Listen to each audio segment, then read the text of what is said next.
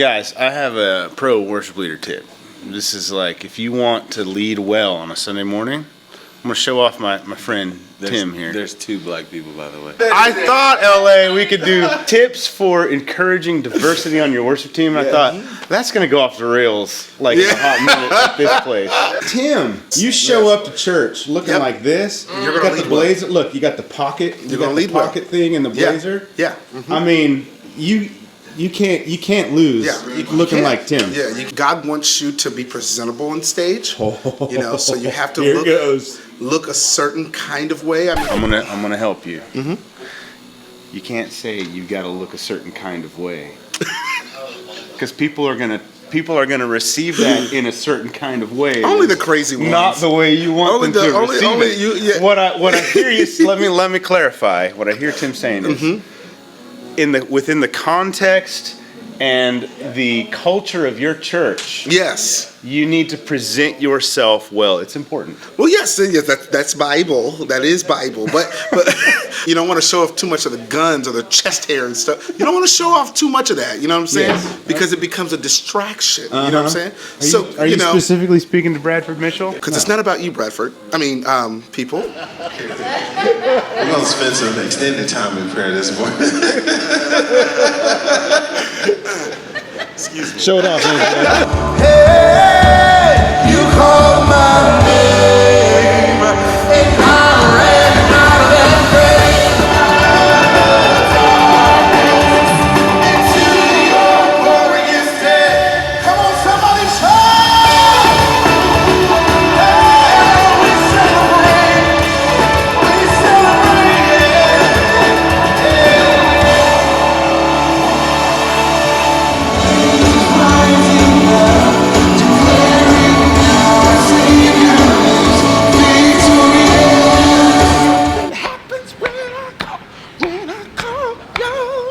Tim, what are you doing?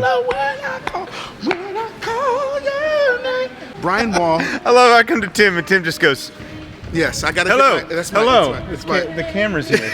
In season and out of season. I have to be ready to be on camera. You're a star, Tim. I'd like to point out that Angelo and I are wearing matching straps. This is the None More White strap by Couch Straps. If you know that reference, write it in the comments. You don't? Could it be any more black? No, none. None more black. This is the James Duke pedalboard shot, Tim. Tim, do you know who James Duke is? James do you know who Duke? James Duke is? Yes, they lost a couple days ago. No, you're Yes. wrong. Praise and worship guitar player. Oh, yes. I was going to say that next. So let me ask you something. What has been some of the greatest challenges as a musician for you? I learned how to play guitar when I was 15 when I started. I turned 40 this year, so if you do the math, I've played guitar for 25 years. Most of his life. Right? Yeah. And so I should be infinitely better as a musician than I am, having played for that long. But here's what happened. I went from about 15 to 17 or so. I learned how to play, and I could play songs and get through songs, whatever, on acoustic guitar. From about 17 to like into my 30s, I probably didn't improve. Gotcha. Well, I did, but marginally. Gotcha. I did not. So I went decades, right, without pushing myself, without practicing a lot, without really taking seriously the craft. I got to where I was good enough to do what I needed to do in those contexts, and I didn't push myself. So. And in the, so are you saying you wish you would have done more as far as practice more, if I would have learn more if I would have been more disciplined and practiced, I could do like a guitar player who's played for 25 years and applied themselves for that long.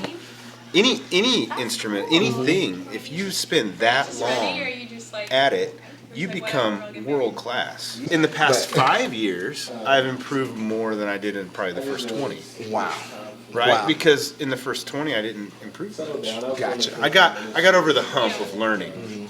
Right. So are you saying that it is very imperative for a musician to study their craft, really practice Absolutely. as hard as you they need can? to if you want Challenge to do themselves. the things that only a few people can do, you have to put in do things you've never done. you've got to do things most people don't, and that is practice. Yes. A lot. You don't have to be. I mean, certainly some people are more naturally gifted, and like things will come easier to them. You don't have to be that person to be great. Yeah.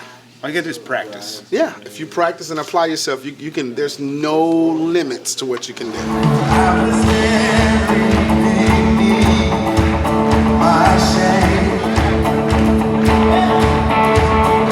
Who could carry that kind of weight? You call my name, and I ran out of that grave. Yes, I did, yeah, out of the darkness into your glorious day.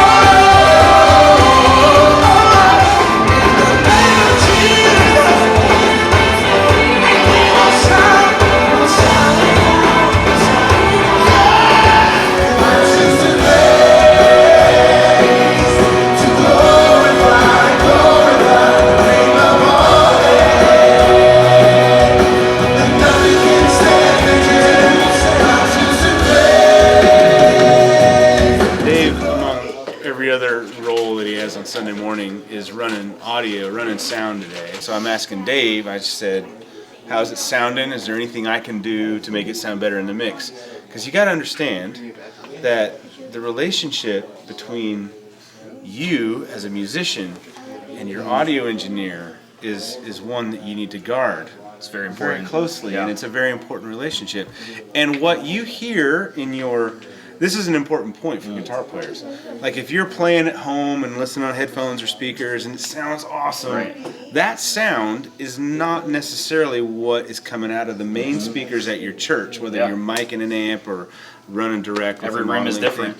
Every room is different, and so you got to trust your audio engineer because they're going to sculpt the sound to fit the room and the mix. If they know what they're doing. You have to obviously nurture that relationship and cultivate a relationship with that. You know, many times I think it can be the audio engineer and the people on stage, and they're very separated. They're never talking. They're never. Or they don't like each other. They don't like each other because many times they've suggested things maybe, and there hasn't been the relationship there. You know, people don't care how much you know until they know how much you care. And so I think that it's important, first of all, for your audio engineers out there, care for the people on stage and have that heart to serve them first and foremost. Because as you serve them, you're going to be able to serve the people that are in the room better as well. And the same thing for people on stage is being having that servant's heart towards the audio engineer. And I think that relationship is beautiful when it's not us and them or us versus them. It's beautiful when it's all together as one team. It's all because we love each other.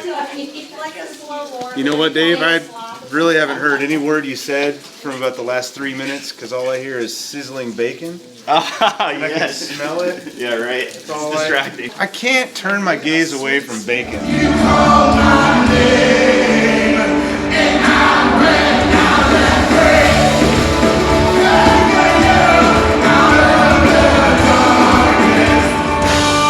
You came to earth to redeem us. You opened our eyes to your freedom.